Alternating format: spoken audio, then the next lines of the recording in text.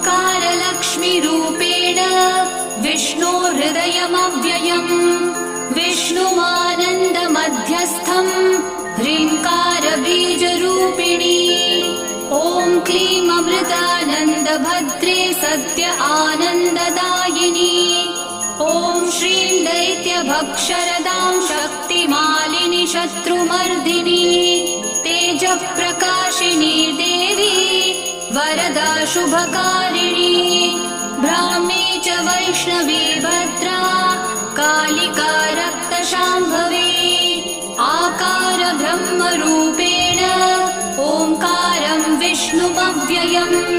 सिद्धिलक्ष्मी परालक्ष्मी लक्ष्म्यलक्ष्मी नमोऽस्तु ते